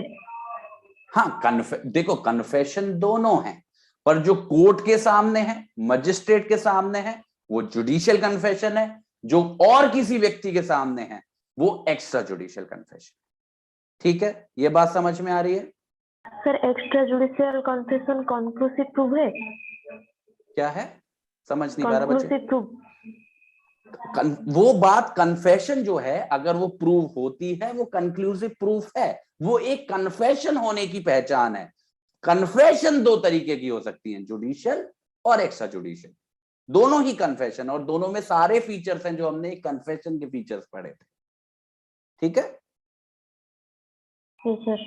हाँ, तो मेन डिफरेंस ये है कि जुडिशियल कन्फेशन जो कोर्ट सिस्टम के इन्वॉल्व करके दी जाती है, और एक्स्ट्रा जुडिशियल जो किसी और व्यक्ति को इन्वॉल्व करके दी जाती है। अब एक चीज है जो आपको कंफ्यूज कर सकती है, जब ये जो और व्यक्ति है जो कोर्ट सिस्टम के अलावा के लोग हैं, उसमें सब लोग आ जाते हैं, पुलिस वाले, आम आदमी, ठीक है, पॉलिटिशियंस, आर्मी वाले, मतलब जजेस के अलावा, कोर्ट सिस्टम के अलावा दुनिया में जो भी तरीके के लोग हैं, सारे लोगों के सामने दी हुई कन्फेशन एक्स्ट्रा जुडिशियल कन्फेशन कहलाती है। केवल मजिस्ट्रेट के सामने, जज साहब के सामने दी हुई कन्फेशन को हम जुडिशियल कन्फेशन बोलते हैं। ये तो एक पहला डिफरेंस है, बेसिक। जी sir, you said about person authorised by law. हाँ, पर्सन्स ऑथराइज्ड बाय लॉ मतलब अगर कोई ऐसा व्यक्ति है जिसको कानून, शब्द समझो, अगर कोई ऐसा व्यक्ति है जिसको कानून ऑथराइज कर रहा है, ताकत दे रहा है, पावर दे रहा है कन्फेशन लेने की, जैसा कि सेक्शन 164 करता है मजिस्ट्रेट के लिए, तो उस कन्फेशन को हम जुडिशियल कन्फेशन बोलेंगे, क्योंकि कानून के द्वारा ताकत दी गई है। पर अगर कोई ऐसा व्यक्ति है, आप जैसा, मेरा जैसा, पुलिस वाला, आर्मी वाला, पॉलिटिशियन, जिसको कानून ने ऐसी कोई ताकत नहीं दी कन्फेशन लेने की, ये सारी एक्स्ट्रा जुडिशियल कन्फेशन। ठीक है, फॉर एन एग्जांपल, जैसे अपने सीआरपीसी में हमने पढ़ा है कि मजिस्ट्रेट ने किसी को पावर दिया अरेस्ट करने के लिए, किसी को भी, तो वो जाता है और वो कन्फेशन रिकॉर्ड कर लेता है, तो वो जुडिशियल कन्फेशन होगा ना सर, मान लीजिए। हम बस अभी इतना समझेंगे, बस बहुत बेसिक सा, क्योंकि अगर सीआरपीसी पे चले गए तो काफी बच्चे हैं जो लॉस्ट फील करेंगे। अभी बस इतना सा समझेंगे, किसी भी वजह से, किसी भी तौर पे अगर कानूनी पावर है कन्फेशन लेने की, तो वो जुडिशियल है, नहीं है तो एक्स्ट्रा जुडिशियल है। ठीक है, ओके सर। हाँ सर जी, जैसे स्टिंग ऑपरेशन वगैरह जो होते हैं उनको हम एक्स्ट्रा जुडिशियल में डाल सकते हैं एग्जांपल में? आप जज करो, आप बताओ मुझे, मैंने आपको पहला पॉइंट बताया, खुद बताओ क्या होगा। यस सर, मेरे हिसाब से तो एक्स्ट्रा में होना चाहिए आप सर। देखोगे जो व्यक्ति ले रहा है कन्फेशन, जिसके सामने ली जा रही है, वो कौन है। और स्टिंग ऑपरेशन बहुत अलग चीज है, उसमें काफी चीजें, मैंने क्या बोला था, कन्फेशन वॉलंटैरिली होना चाहिए। आएंगे, उस पे भी आएंगे, एग्जाम्पल्स लेंगे ना, तब उसमें चीजें डिस्कस आएंगी, केसेस जब आएंगे। ठीक है, अब देखो दूसरा फर्क देखो, जो जुडिशियल कन्फेशन है वो किसी भी, जब कोई जुडिशियल कन्फेशन दी जाती है किसी मजिस्ट्रेट साहब को, किसी जज साहब को, ऐसे केस में उस मजिस्ट्रेट को, उस जज साहब को विटनेस के तौर पर बुलाना जरूरी नहीं होता है। मानो 164 के अंदर किसी मजिस्ट्रेट को जुडिशियल कन्फेशन दी गई, या किसी कोर्ट की प्रोसीडिंग में कोर्ट के सामने कोई जुडिशियल आपकी दी गई, कन्फेशन दी गई, ऐसी स्थिति में जो व्यक्ति है, जैसे मजिस्ट्रेट साहब है जिनको कन्फेशन दी गई, जज साहब है जिनको कन्फेशन दी गई, उनको विटनेस के द्वारा बुलाना कोर्ट में बिल्कुल जरूरी नहीं होता है। उसकी ऑथेंटिसिटी अपने आप में मानी जाती है। यही तो फायदा है एक जुडिशियल कन्फेशन होने का, कि उसको आपको फर्दर प्रूव करने की जरूरत नहीं होती है, उसको, जिस व्यक्ति को दी गई है उसको गवाह के तौर पे बुलाने की जरूरत नहीं होती है। पर वहीं बच्चे, अगर कोई कन्फेशन है और वो कन्फेशन एक्स्ट्रा जुडिशियल कन्फेशन है, मतलब ऐसे व्यक्ति को दी गई है जिसको कानूनी अथॉरिटी नहीं है कन्फेशन देने की, कन्फेशन रिकॉर्ड करने की, ऐसी स्थिति में ये जरूरी होता है कि जिस भी व्यक्ति ने कन्फेशन रिकॉर्ड किया है, मतलब जिस भी व्यक्ति को कन्फेशन किया गया है, उसको गवाह के तौर पे कोर्ट में हाजिर होना जरूरी है। मतलब एक्स्ट्रा जुडिशियल कन्फेशंस में जिस व्यक्ति को कन्फेशन दिया गया है, चाहे आप हो, चाहे मैं हूं, चाहे पुलिस वाला हो, चाहे पॉलिटिशियन हो, चाहे आर्मी वाला, कोई भी हो, उसको कोर्ट जाना जरूरी है गवाह के तौर पे। पर जुडिशियल कन्फेशन में ऐसा बिल्कुल जरूरी नहीं है कि उस व्यक्ति को बुलाया जाए, कटघरे में खड़ा जाए और उससे सवाल जवाब किए जाए। दूसरा और सबसे महत्वपूर्ण फर्क यही है कि विटनेसेस को बुलाने की जरूरत नहीं होती, किसमें, एक्स्ट्रा जुडिशियल कन्फेशन में। पर एक्स्ट्रा जुडिशियल कन्फेशन में ऐसा बुलाना जरूरी है। क्लियर है? यस बोलेंगे सभी लोग? Yes sir. चलो वाई टाइप करेंगे बच्चे सभी लोग यूट्यूब पे। अब देखो तीसरा डिफरेंस, आप बिल्कुल परेशान मत हो, इसके बाद में ब्रेक लगा दूंगा, बट इसको, ये जो डिफरेंसेस है इनको एक बार फिनिश कर लेते हैं। तीसरा डिफरेंस देखो, जो बच्चे जुडिशियल कन्फेशन होते हैं, ये देखना, अब देखना, ये जो जुडिशियल कन्फेशन होते हैं इन पे भरोसा किया जा सकता है, और ये किसी के गुनाह का, देखना ध्यान से देखना, प्रूफ बन सकते हैं। अगर कोर्ट को ऐसा लगता है कि ये जो कन्फेशन है ये वॉलंटरीली दिया गया है, मतलब मन मर्जी से दिया गया है, और जो दिया गया है वो सच है, मतलब सच बात कही जा रही है। देखो ध्यान से देखो, 2-3 बातें आई हैं इस चीज में। जुडिशियल कन्फेशन अपने आप में इतना सक्षम होता है कि वो किसी व्यक्ति का अपराध साबित कर देता है। जुडिशियल कन्फेशन, ध्यान से सुनना, अब थोड़ा सा आप लोग घूमोगे, आपको थोड़े से चक्कर भी महसूस हो सकते हैं, पर परेशान मत हो, ध्यान से देखो मैं जो बोल रहा हूं। अगर कोई कन्फेशन जुडिशियल कन्फेशन है, मतलब मजिस्ट्रेट को दिया गया है या ऐसे लोगों को दिया गया है जिसको लॉ ने पावर दी है कन्फेशन रिकॉर्ड करने की, ऐसे कन्फेशन अपने आप में इतनी ताकत रखते हैं कि वो उस व्यक्ति का अपराध साबित कर दे।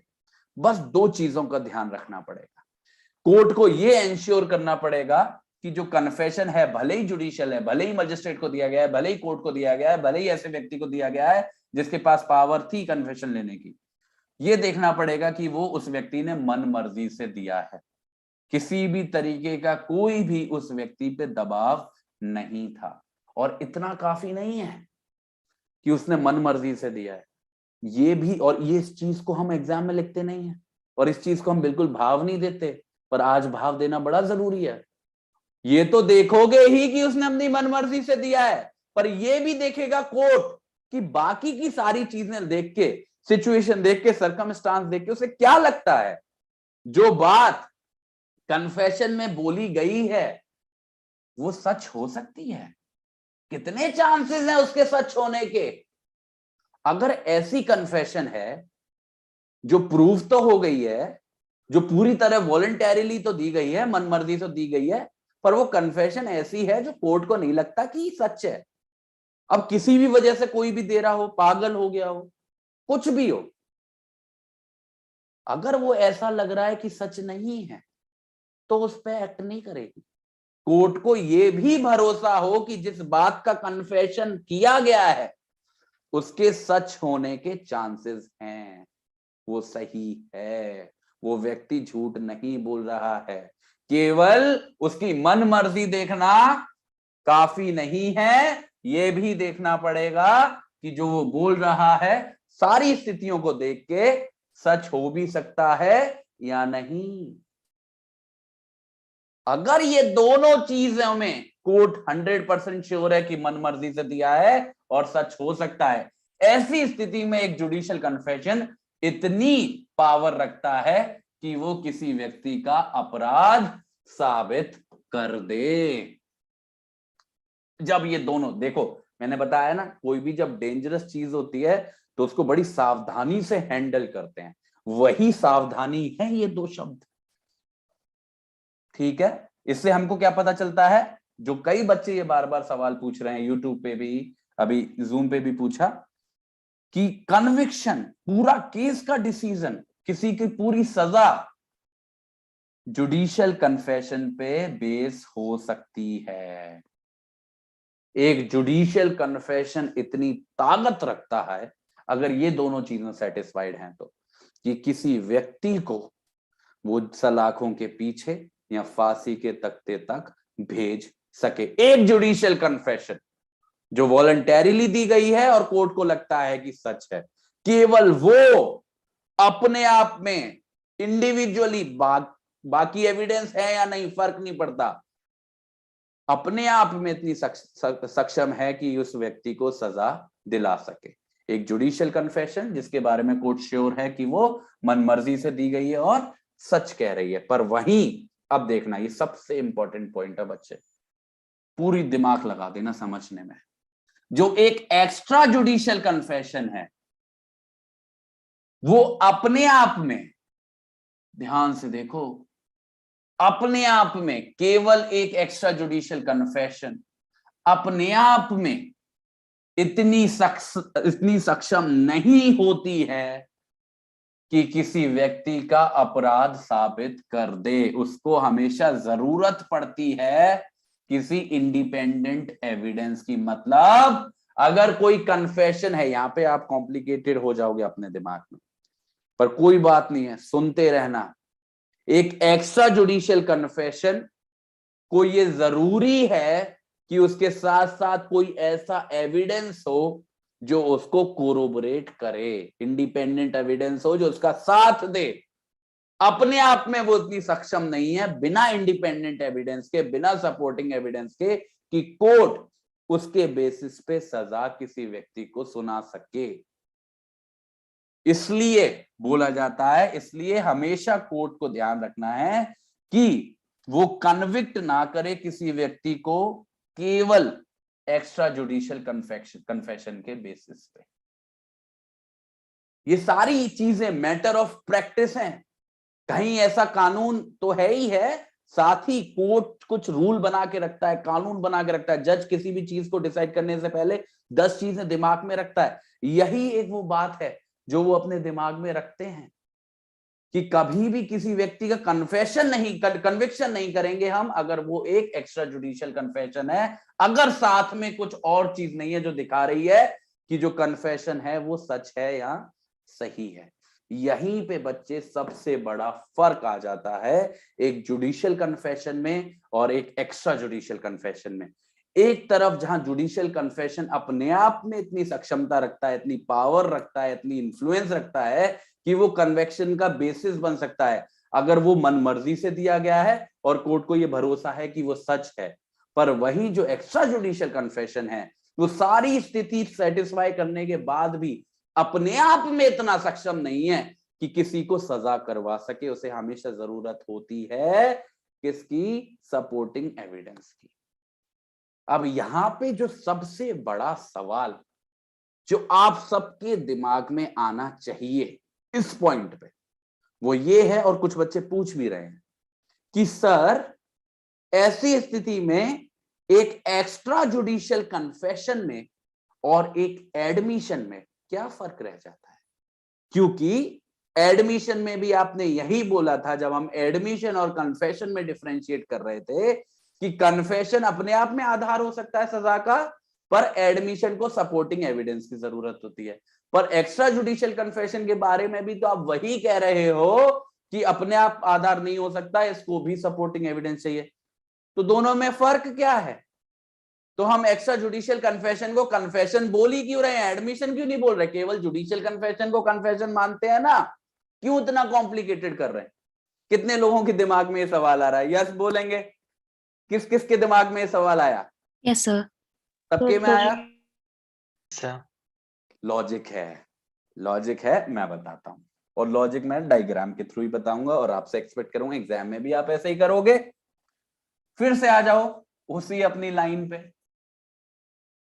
ये हमारी लाइन है, ये हमारा कन्विक्शन है, ये रहा हमारा एडमिशन। अब देखना, ये रहा हमारा एक्स्ट्रा जुडिशियल कन्फेशन और ये रहा हमारा जुडिशियल। यहां पे अपने आप में सक्षम नहीं, क्या चाहिए? Supporting evidence. अपने आप में सक्षम नहीं, क्या चाहिए? Supporting evidence. अपने आप में सक्षम क्या चाहिए? सब कुछ नहीं। ये दोनों तो देखने में एक जैसे लग रहे हैं, तो सर आपने अलग अलग क्यों बनाए हैं? फर्क है। जो एडमिशन के साथ ही हमको ये सपोर्टिंग एविडेंस चाहिए, इसका जो लेवल होगा वो हाई होगा। मतलब हमको अच्छे खासे सपोर्टिंग एविडेंस चाहिए होंगे, इसकी वैल्यू कम रहेगी। इस एडमिशन की वैल्यू रहेगी कम और बाकी के जो एविडेंस लाए जाएंगे कोर्ट के सामने उनका रोल रहेगा ज्यादा।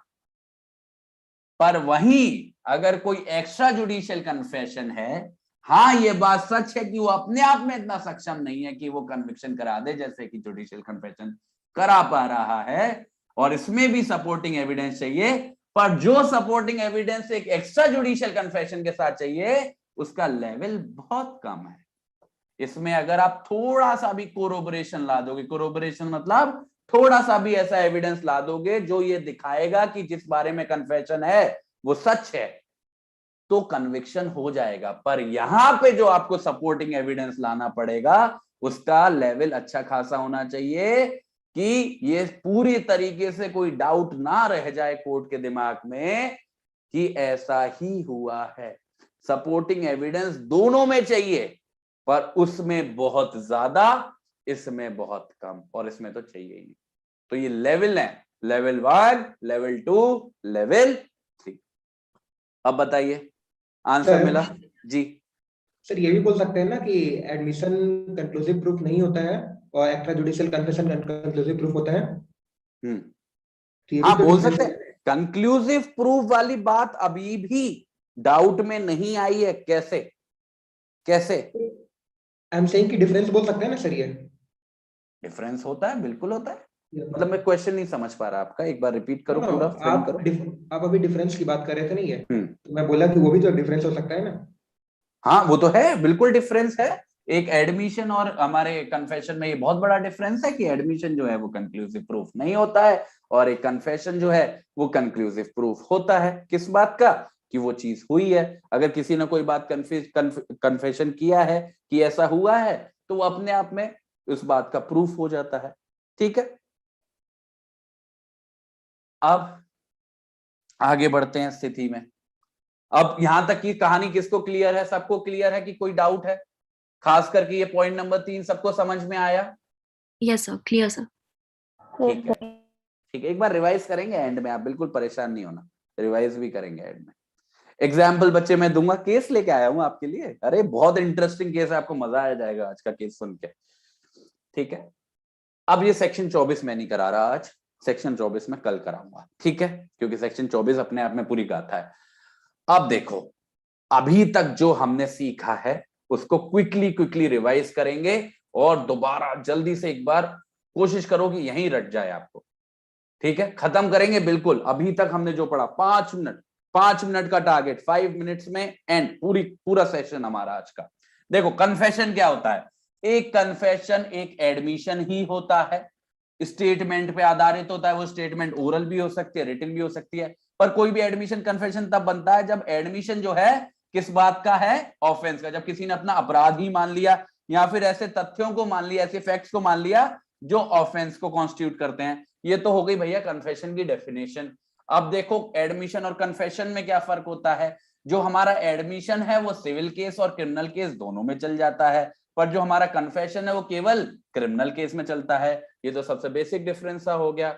अगला देखो, जो हमारा एडमिशन है वो कंक्लूसिव प्रूफ नहीं होता है, पर जो हमारा कन्फेशन है अगर वो वॉलंटरीली दिया गया है तो वो कंक्लूसिव प्रूफ बिल्कुल बन सकता है, उसके पास ये पावर है। तीसरा देख लो, जो हमारा एडमिशन है वो किसी व्यक्ति के खिलाफ भी इस्तेमाल हो सकता है, उसके सपोर्ट में भी इस्तेमाल हो सकता है। सेक्शन 21 इसका एग्जाम्पल है। पर वही जो कन्फेशन है वो केवल किसी व्यक्ति के खिलाफ ही जा सकता है। सेक्शन 21 जैसे कोई चीज नहीं है कन्फेशन में। जो एडमिशन है वो केवल उस व्यक्ति के ही खिलाफ इस्तेमाल हो सकता है जिसने उसको दिया है, पर कन्फेशन जो है उसमें कुछ ऐसी स्थितियां हैं जिसमें वो ना केवल उस व्यक्ति के खिलाफ जिसने उसको दिया है बल्कि किसी को एक्यूज के खिलाफ भी इस्तेमाल हो सकता है। ठीक है, और आखिरी वाला पॉइंट है इंटेंसिटी का, कि जो हमारा एडमिशन है वो एक इन्फ्रेंस देता है, एक इंडिकेशन देता है, एक सजेशन देता है, पर एक जो कन्फेशन होता है वो सीधे तौर पे डायरेक्ट एडमिशन होता है। सूट यहाँ पे गलत से लिखा हुआ है, केस लिखा हुआ होना चाहिए था यहाँ पे। ठीक है, अब दो तरीके के बच्चे कन्फेशन होते हैं। कैसे कैसे? Judicial confession, extra judicial confession. दोनों में फर्क क्या होता है ये भी देख लेते हैं। जुडिशियल कन्फेशन बच्चे हमेशा या तो जुडिशियल मजिस्ट्रेट को दिए जाते हैं सेक्शन 164 के अंदर, या कोर्ट के सामने दिए जाते हैं प्रोसीडिंग के दौरान, या फिर किसी ऐसे व्यक्ति को दिए जाते हैं जिसको कानून के द्वारा ये ताकत दी गई है कि वो कन्फेशन रिकॉर्ड कर सके। एक्स्ट्रा जुडिशियल कन्फेशन इन लोगों के अलावा, जो भी जुडिशियल कन्फेशन में मैंने लोग बताए, उनके अलावा किसी और व्यक्ति को दिए जाते हैं, चाहे वो पुलिस वाला हो, आम आदमी हो, पॉलिटिशियन हो, आर्मी वाला हो, कोई भी हो। ठीक है, जुडिशियल कन्फेशन को प्रूव करने के लिए ये जरूरी नहीं होता कि जिस व्यक्ति को कन्फेशन दिया गया है कि उसको कटघरे में बुलाया जाए और उसको गवाह के तौर पे पेश किया जाए, क्योंकि ज्यादातर ये लोग जजेस ही होते हैं, तो वो क्यों आएंगे गवाह के तौर पे। पर एक्स्ट्रा जुडिशियल कन्फेशन में क्योंकि वो एक आम आदमी, पुलिस या किसी और व्यक्ति को दिए जाते हैं, उनके लिए ये जरूरी होता है कि वो गवाह के तौर पे आए और अपनी गवाही दे। ठीक है, एक्स्ट्रा जुडिशियल कन्फेशन में जुडिशियल कन्फेशन जो होता है वो अपने आप में सक्षम होता है किसी को सजा दिलवाने का, गिल्ट को प्रूव करने का, बट उसकी दो कंडीशन है कि वो कन्फेशन जो है वो वॉलंटरी होना चाहिए, मनमर्जी के हिसाब से होना चाहिए, और कोर्ट को ये भी लिखना चाहिए कि उसमें सच्चाई है। इसलिए पूरा का पूरा कन्विक्शन हो सकता है केवल जुडिशियल कन्फेशन के बेसिस पे। पर वहीं जो हमारा एक्स्ट्रा जुडिशियल कन्फेशन है ये अपने आप में इतना सक्षम नहीं है कि इसको इसके बेसिस पे कन्विक्शन किया जाए, और इसको सपोर्टिंग एविडेंस की जरूरत पड़ती है। इसलिए कोर्ट हमेशा ध्यान रखते हैं कि एक्स्ट्रा जुडिशियल कन्फेशन के बेसिस पे किसी का कन्विक्शन ना करें। पर यही एडमिशन और एक्स्ट्रा जुडिशियल कन्फेशन में फर्क आ जाता है। एडमिशन को जो सपोर्टिंग एविडेंस चाहिए उनका लेवल बहुत हाई है, बहुत अच्छे खासे एविडेंस चाहिए होते हैं, पर एक्स्ट्रा जुडिशियल कन्फेशन में सपोर्टिंग एविडेंस तो चाहिए पर उतने हाई नहीं चाहिए, थोड़े बहुत से काम चल जाता है, थोड़े बहुत कोरोबोरेशन से हेल्प हो जाती है। अब बताइए बच्चे, यहां तक सब क्लियर है? किसी को कोई डाउट है? यस बोलेंगे जल्दी से, टाइम थोड़ा सा कम रह गया है। Yes, sir. No doubt sir. चलो चलो वाई टाइप करेंगे सब लोग। चलो बहुत बढ़िया, देखते हैं आज का केस। आज का केस बड़ा सा इंटरेस्टिंग सा है, दिमाग लगाने वाला है, ध्यान से देखिएगा बच्चे। केस का नाम है Palvinder Kaur versus state of Punjab, 1952 का केस है, सुप्रीम कोर्ट का है। इस केस में हुआ क्या? इस केस में बच्चे एक व्यक्ति की डेथ हो गई, ठीक है, वो एक हस्बैंड था, मतलब जो पलविंदर कौर है ये एक महिला है, किसी का हस्बैंड था, उसकी डेथ हो गई। उस व्यक्ति की डेड बॉडी मिलती है कहां से? कुएं से। कुएं से बरामद हुई इसकी डेड बॉडी, और उसकी डेड बॉडी जब मिली उसका पोस्टमार्टम कराया गया। जब पोस्टमार्टम कराया गया तो पता चला कि उसकी जो मृत्यु हुई है वो जहर की वजह से हुई है, उसको जहर दिया गया है या उसने जहर खाया है। मृत्यु का कारण क्या है? पॉइजनिंग, ठीक है, जहर से उसकी मृत्यु हुई है। ये जो व्यक्ति था जिसकी डेथ हो गई है ये एक्चुअल में ऐसा व्यक्ति था जो फोटोग्राफर था, फोटो वोटो बनाता था। तो फोटो बनाने के लिए पहले होती थी ना वो फिल्म होती थी, उससे फोटो डेवलप होते थे, तो वो लिक्विड वगैरह होते हैं, उनमें बड़ा जहर होता है, बड़े जहरीले बड़े खतरनाक टाइप के लिक्विड होते हैं जिनसे वो बनाया जाता है। तो ये जो महिला है जिस इसी के खिलाफ केस चल रहा है कि इसने अपने पति को मारा है, ठीक है। ये महिला कह रही है कि मैंने अपने पति को नहीं मारा है। अब महिला की कहानी सुनो बड़ा ध्यान से, यहीं पे सवाल आएगा कन्फेशन का। महिला क्या कह रही है? महिला ये कह रही है साहब सुनो मेरी बात। वो कहता है सुनाओ आप, बस आप सुनाओ अपनी बात। तो कहती है कि देखो मेरा ये जो हस्बैंड थे ये फोटो डेवलपिंग का काम करते थे, ये खतरनाक खतरनाक लिक्विड रखते थे घर पे ला ला के, और ये बीमार थे। ये बीमार थे तो ये एक दवाई खरीद के लाए थे मार्केट से, वो दवाई थी वो भी लिक्विड फॉर्म में थी, और ये जो लिक्विड यूज करते हैं फोटो डेवलप करने के लिए वो भी लिक्विड फॉर्म में होता है। तो एक दिन क्या हुआ, ये दवाई खा रहे थे, इन्होंने गलती से क्या क्या किया, वो दवाई वाली लिक्विड छोड़ के वो अपनी फोटो डेवलपिंग वाली लिक्विड पी ली। अब उसकी वजह से हो गई इनकी डेथ। तो मजिस्ट्रेट साहब ने पूछा चलो डेथ हो गई, मैंने आपकी सारी बात मान ली, तो इनकी डेड बॉडी कुएं से क्यों मिली? कुएं में कैसे पहुंची इनकी डेड बॉडी? कुएं में बैठ के खा रहे थे दवाई? ने बोला नहीं साहब, मैंने जब देखा कि ये तो मर गए, इनके मुंह से झाग आ रहा है, मैं तो बहुत ज्यादा डर गई, तो मैंने एक बंदे को बुलाया, उसके साथ मिलके इस डेड बॉडी को पैक करा बैग में और कुएं में फेंक दिया, क्योंकि मैं बहुत ज्यादा डर गई थी, मैंने नहीं मारा। ये है पूरी स्टेटमेंट। अब भूल जाओ केस क्या है, पूरी परिस्थिति को समझो, देखो क्या ये कन्फेशन आधार हो सकता है इस महिला के कन्विक्शन का? मानो ये कन्फेशन मजिस्ट्रेट के सामने दिया जा रहा है, एक जुडिशियल कन्फेशन। अब बताओ, वो बोल रही है, फिर से रिपीट कर रहा हूं उसकी बातें, इसकी स्टेटमेंट्स। वो बोल रही है कि ये फोटो डेवलपर हैं, इन्होंने गलती से अपनी दवाई की जगह वो फोटो डेवलपिंग वाला लिक्विड पी लिया, इनकी डेथ हो गई, इनकी डेथ की वजह से मैं डर गई, मैंने किसी और की सहायता ली, उस बॉडी को बैग में पैक किया और कुएं में फेंक दिया। बताएं बच्चे, क्या इस कन्फेशन, पहले सबसे पहला सवाल है क्या स्टेटमेंट को कन्फेशन बोल सकते हैं, दूसरा है कि इसके बेसिस पे कन्विक्शन कर सकते हैं या नहीं। ओपन है बच्चे फील्ड, जिसको जो बोलना है आप लोग बोल सकते हो। Yes yes sir, this is confession. और कोई? दिमाग लगाना बच्चे, बड़ी मेहनत करिए आपको समझाने में, सोचो, दिमाग लगाओ, जल्दबाजी नहीं। कन्फेशन क्या होता है ये समझना है। Sir, I think no, sir. It is not confession. ठीक है, और कोई, और क्या व्यूज हैं? सोचो, जल्दी जवाब दो। फिर से बोल रहा हूं स्टेटमेंट, बार बार बोल रहा हूं, लॉ को अप्लाई करना सीखो। वो क्या बोल रही है लेडी? ये फोटो डेवलपर हैं, इन्होंने अपनी दवाई की जगह फोटो डेवलपिंग लिक्विड पी लिया, मर गए, मैं डर गई, बैग में पैक की बॉडी, कुएं में फेंक दी। बताओ भाई कन्फेशन है या नहीं, पहले ये बताओ, फिर बताओ कन्विक्शन हो सकता है या नहीं, इसके बेसिस पे ये बताओ जी। सर कन्फेशन है ये। अच्छा, कन्फेशन तो है। सर बिकॉज यहाँ पे ये सर्कमस्टेंसेस कंस्टिट्यूट कर रहा ऑफेंस को ना। और जैसे सर हमने पॉइंट पढ़ा था एडमिट फैक्ट वाला, हम्म। तो कहीं ना कहीं वो पॉइंट भी यहाँ पर हम अप्लाई कर सकते हैं। अच्छा, कन्फेशन के लिए क्या क्या चाहिए होता है? फर्स्ट रिक्वायरमेंट, या तो एडमिटिंग एंड पहला तो स्टेटमेंट होना चाहिए, सेकंड, एडमिशन होना चाहिए। दूसरा होना चाहिए एडमिटिंग एंड ऑफेंस, एडमिशन होना चाहिए किसी ऑफेंस का, हाँ। या फिर कोई ऐसा उससे फैक्ट पता चलना स्टेटमेंट से चाहिए ऐसा कि फैक्ट्स निकलना चाहिए जो कि सर्कमस्टेंसेस शो कर रहे हैं कि वो ऑफेंस कॉन्स्टिट्यूट हुआ है। ठीक है। और कौन बच्ची बार बार बोल रही थी, बोलिए बच्चे। सेम ही बोल रही थी सर मैं भी। स्टेटमेंट होना चाहिए, स्टेटमेंट ऐसी होनी चाहिए जो उस व्यक्ति के खिलाफ जाए, और इतने हद तक खिलाफ जाए कि वो उतना अपराध कबूल ले, या फिर ऐसी बातें कबूल ले जिससे वो अपराध बनता है। पर क्या कबूला है? वो तो ये बोल रही है भाई इन्होंने खुद दवाई के बदले फोटो डेवलपिंग लिक्विड पी लिया, मर गए, मैंने तो बॉडी फेंकी है पैक में, बैग में पैक करके। केस तो मर्डर का है, बॉडी फेंकने का थोड़ी ना है। क्या कबूला?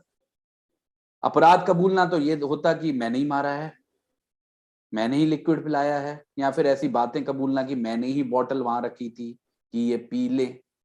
ऐसा भी कुछ नहीं है, वो तो कह रही है कि ये बीमार थे, इन्होंने गलती से वो लिक्विड पी लिया, मेरा कोई हाथ नहीं है, मैंने तो डेड बॉडी फेंकी है बस क्योंकि मैं डर गई थी।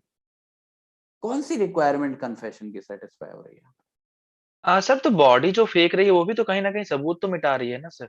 पर केस तो मर्डर का है, बॉडी तो मर चुकी है, बॉडी को कैसे मारोगे? बट सर अगर उसने मर्डर किया ही नहीं तो वो सबूत क्यों मिटाएगी? ये सवाल है, पर ये तो सोचने वाली बात है। पर इसमें उसकी जो स्टेटमेंट है, ये तो केस वाली बात है, इससे तो एक आइडिया मिल रहा है, पर जो वो बात बोल रही है उसमें कन्फेशन जैसे।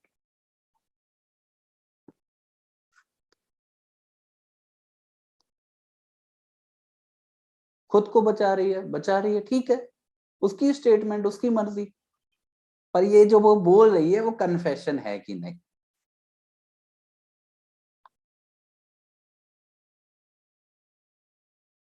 कितने लोगों का मूड बदला है कि ये कन्फेशन नहीं है? सर सर मैं वो तो पहले से ही आउटराइटली बोला ये था एडमिट नहीं कर रही है कि उसने मर्डर किया है। वो एडमिट नहीं कर रही है उसने मर्डर किया है, कुछ ऐसा एडमिट कर रही है जिससे लग रहा है कि उसने मर्डर किया है, मतलब जो साफ साफ नहीं दिखाता है कि सर। उसने मर्डर किया है जी। No sir. सर अब आपने कंफ्यूज कर दिया। कंफ्यूज तो होना ही है। अब देखो, आप कल जजेस बन जाओगे तो ये रोज की सिचुएशन है, और अगर आप नहीं अप्लाई कर पाए लो, सोचो, हो सकता है किसी का जीवन आप खराब कर दो। सोचने यस वाली सर। बात है। सर ये ऑफेंस एडमिट नहीं कर रहा है, फैक्ट भी नहीं बता रहा है, तो ये कन्फेशन नहीं होगा सर आंसर चेंज करने का ऑप्शन है। बिल्कुल है, सर रीजन देना मेरे पड़ेगा। जो भी आंसर आएगा उसका रीजन चाहिए मुझे, एक लॉजिकल रीजन चाहिए कि सर है तो इसलिए, नहीं है तो इसलिए नहीं है। सर मैं पहले से उसको हाँ, सर अब लग रहा है नहीं होगा। नहीं होगा। अच्छा ठीक है, अब देखो, और कोई है जो आना चाहता है? मैं उस बताऊं उससे पहले, एक तो साक्षी का मेरे पास आंसर आ गया, और एक शायद आशीष का आंसर आ गया। और कोई है जो ऐसे बताना चाहता है कि हाँ या नहीं। अभी तो पढ़ाया।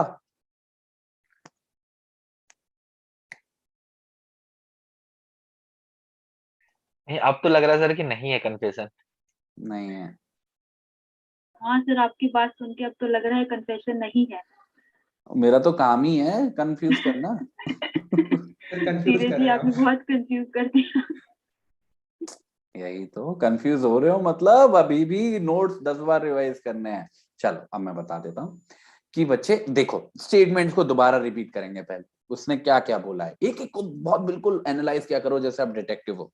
सबसे पहले उसने बोला कि ये फोटो डेवलपर है, कोई बात नहीं, वो तो फैक्ट है। दूसरा उन्होंने बोला कि ये बीमार थे, वो भी फैक्ट है। तीसरा ये बोला कि जो ये दवा लेते थे वो लिक्विड फॉर्म में थी, और जो जैसे फोटो डेवलप होता था वो भी लिक्विड फॉर्म में, ये भी फैक्ट है। इन तीनों में तो कोई डाउट नहीं है। अब आओ चौथे पे, यहां से शुरू होता है जो डिस्प्यूटेड है। वो कह रही है कि दोनों दवाई बराबर रखी थी, इन्होंने गलती से उसको बदल के मतलब फोटो डेवलपिंग वाले लिक्विड को पी लिया, खुद पिया है उसने। ये नहीं बोला कि मैंने दिया या मैंने रखी बॉटल, इस पे बहुत ध्यान देना है। फिर उसने बोला कि ये मर गए, इनके मुंह से झाग वाग आ गया, मैं बहुत ज्यादा डर गई, गॉड नोस, नहीं पता, डर गई मैंने बैग में पैक। अब आती है खतरनाक वाली बात, यहां तक तो ठीक है। अब जो उसने बातें एडमिट की हैं खुद से, उसने क्या क्या एडमिट किया है? उसने ये एडमिट किया कि मैंने किसी को बुलाया, मैंने बॉडी को बैग में डाला, बैग पैक किया और उठा के डाल दिया किसमें? कुएं में, क्योंकि मैं डर गई थी। तो शुरू का जो भाग है, जब उसने बोला कि मैंने दवाई नहीं रखी, इन्होंने खुद से वो जहर पी लिया, खुद से वो मर गए, ये सारी बातें ये दिखा रही थी कि कन्फेशन नहीं है, क्योंकि कुछ भी वो ऐसा नहीं बोल रही जिससे वो अपना अपराध कबूल रही हो। पर जो दूसरा भाग था, जब उसने ये शुरुआत करी कि मैं डर गई, मैंने किसी को बुलाया, मैंने बैग में पैक किया, ये बात वो खुद मान रही है, और मैंने ही कुएं में फेंका, ये जो दूसरा भाग है, ये सीधे सीधे अपराध कबूलना तो नहीं है, पर फैक्ट्स कॉन्स्टिट्यूटिंग ऑफेंस थोड़ा सा इंडिकेट कर रही है। कैसे? आप डरे क्यों? पहला सवाल। अगर आप डरे भी तो आपने, दूसरे व्यक्ति ने आपकी सहायता क्यों करी ऐसी चीज में? तीसरा सवाल, आपने बैग में पैक करके कुएं में क्यों फेंका, पुलिस को क्यों नहीं बुलाया? ये सारी चीजें ऐसे फैक्ट जो उसने खुद एडमिट करे हैं, और वो ऐसे फैक्ट्स हैं जो क्या इंडिकेट कर रहे हैं कि अपराध किया है। तो पहला भाग क्या है?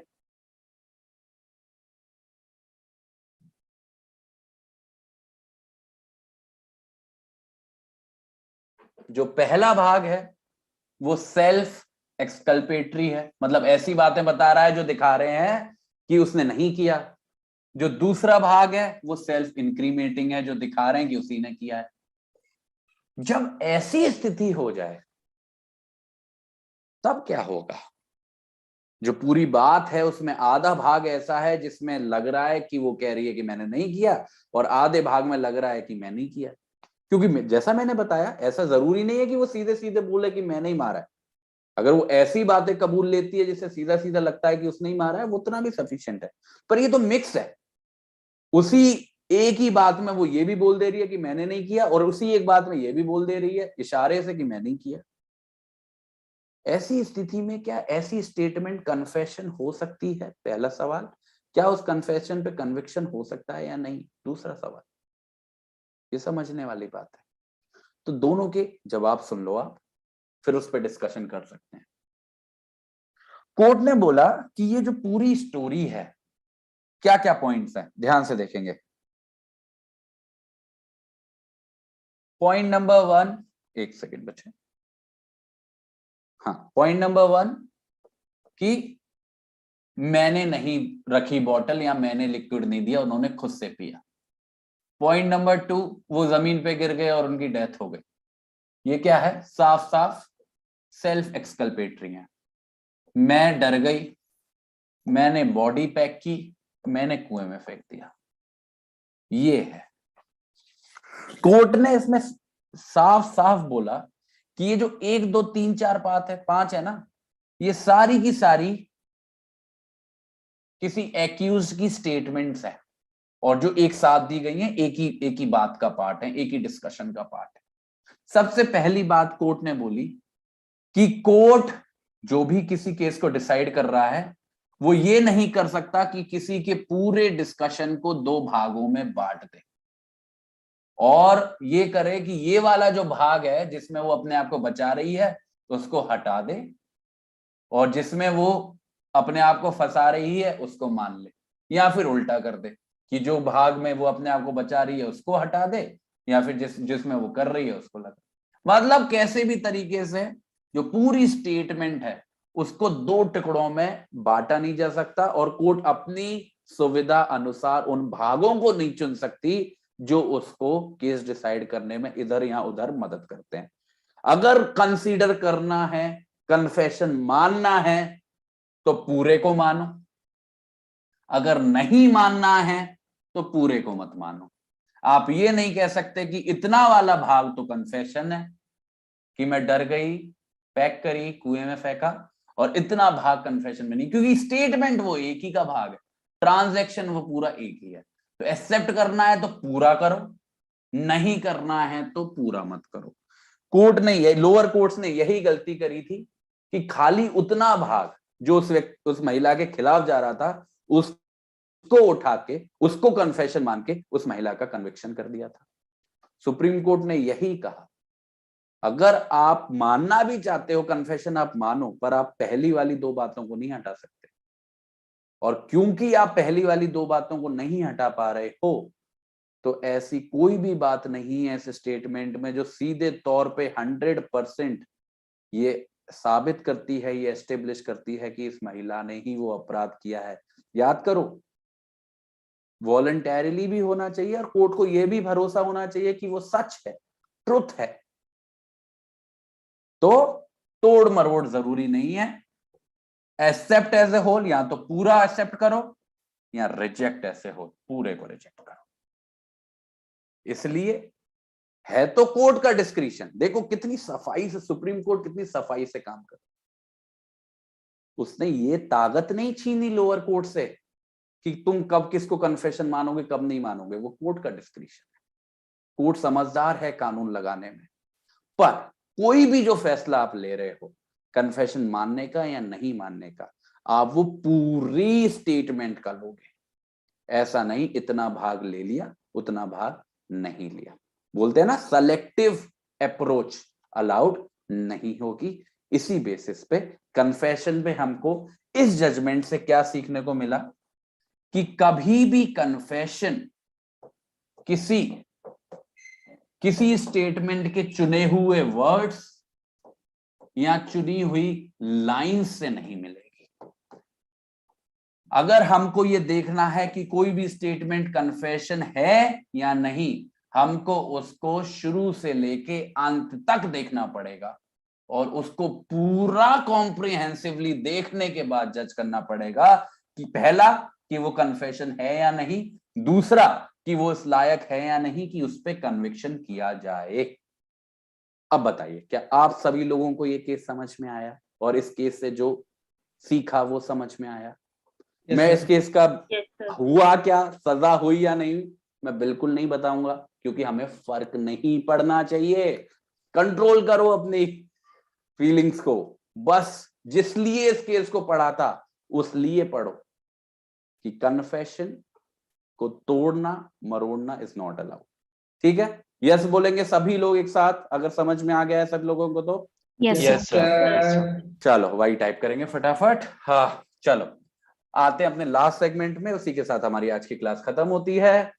कल मैंने आपसे एक क्वेश्चन पूछा था, रिट्रैक्टेड कन्फेशन का क्या रोल होता है, एक कन्फेशन को अगर वापस ले लिया जाए तो क्या होता है? किसी के पास जवाब है? भरोसा कर सकते यस हैं? सर। कर सकते हैं रिट्रैक्टेड कन्फेशन पे? क्या रिट्रैक्टेड कन्फेशन पे कन्विक्शन हो सकता है किसी का? सर क्वेश्चन फिर से रिपीट कर दीजिएगा एक बार, एक्सप्लेन कोई कर दीजिए। एक ऐसा कन्फेशन है, कोई एक ऐसा कन्फेशन है जिसको आज तो मानो 1 तारीख को किसी व्यक्ति ने कन्फेस किया कोई चीज, ठीक है, और 2 तारीख को मना कर दिया कि मैं नहीं, वो गलत, मैं झूठ बोल रहा था, मैं दबाव में था, मैं डर गया था, जो भी है, किसी भी वजह से उसने उस कन्फेशन को रिट्रैक्ट कर लिया। तो ये जो कन्फेशन है जो 1 तारीख को हुआ है जिसका रिट्रैक्शन हो गया 2 तारीख को, क्या इसको आधार बना के किसी का कन्विक्शन हो सकता है या नहीं? बस इतना सा सवाल है, क्वेश्चन को भूल जाओ। सर ऑप्शन बी लग रहा है मुझे। हो सकता है या नहीं? यस सर, हो सकता है।